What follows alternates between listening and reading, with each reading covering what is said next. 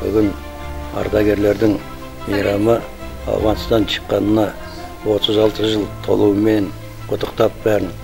Бүгін осы ауданымызда осындай жақсы іс-шара өтіп жатыр. Бәрі ардагерлердің жүздері жарық, бәрі қуанышты.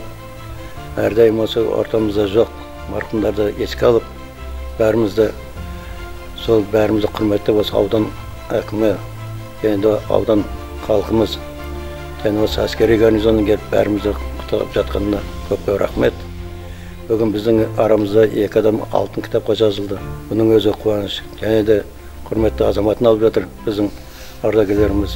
Бұның өзі бізді еске алып қуанып жатқанымызға біз еске алып қуанамыз.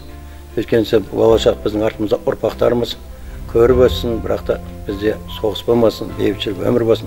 Ұрпағымыз гүлдей құлпырып, жапырақта жайқалып, туымыз желбіреп, әрдайым еңсеміз түспей, жоғары мәртебелі болып, бүкіл қазақ кім екенін ел жұрт көріп, жан-жақ көріп, қазақтардың үлгі алып, осындай ауызбірлікті болсын, еліміз тіл-көзден сақтасын. Тек қана осындай ұрпағымыз жақсы кезде жүре беруді Алла нәсіп етсін.